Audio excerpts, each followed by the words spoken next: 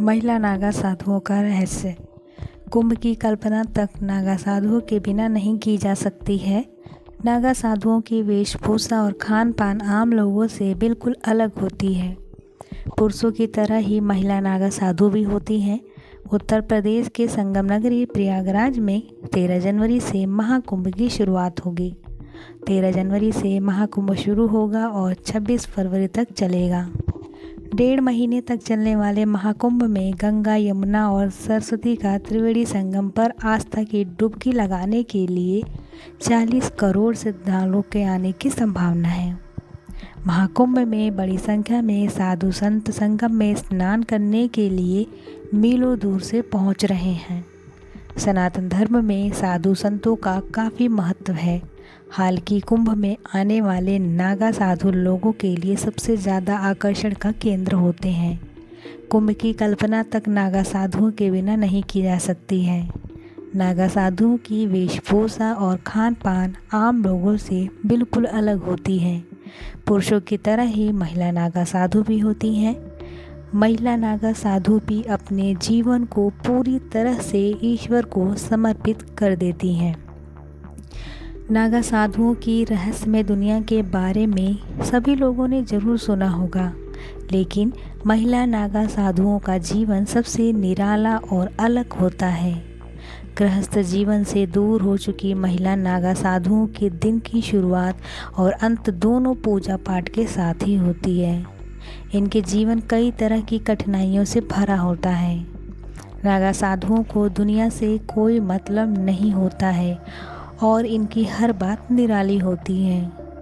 महिला नागा साधु बनने के बाद सभी साधु साध्वी उन्हें माता कहकर पुकारती हैं।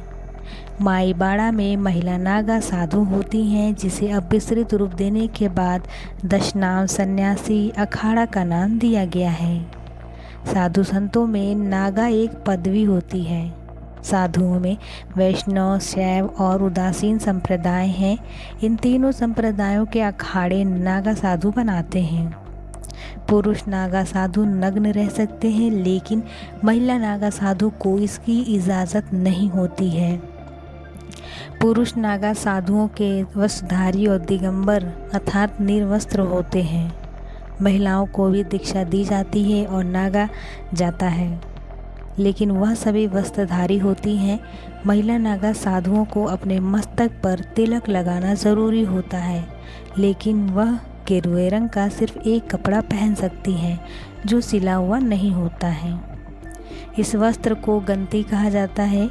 महिला नागा साधुओं के बनने की प्रक्रिया के बारे में जानने के बाद आप सोचने पर मजबूर हो जाएंगे। महिला नागा साधुओं की ज़िंदगी बेहद कठिन होती है।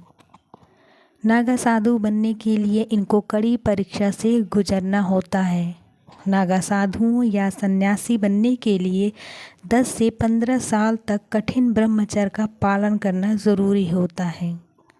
नागा साधुओं बनने के लिए अपने गुरु को यकीन दिलाना होता है कि वह इसके लिए योग्य है और वह अब ईश्वर की प्राप्ति समर्पित हो चुकी है। इसके बाद गुरु नागा साधु बनने की स्वीकृति देते हैं। नागा साधु बनने से पहले महिला के बीते जीवन के बारे में जाना जाता है। यह देखा जाता है कि वह ईश्वर के प्रति समर्पित है या नहीं। नागा साधु बनने के बाद कठिन साधना कर सकती है या नहीं। नागा साधु बनने से पहले महिला को जीवित रहने के लिए अपना पिंडदान करना होता है और मुंडन कराना पड़ता है। इसके बाद महिला को नदी में स्नान कराया जाता है। महिला नागा साधु पूरा दिन भगवान का जाप करती हैं और सुबह ब्रह्म मुहूर्त में उठकर शिव जी का जाप करती हैं। शाम को दंतृतीय भगवान की पूजा करती हैं। दोपहर में भोजन के बाद वह शिव जी का जाप करती हैं।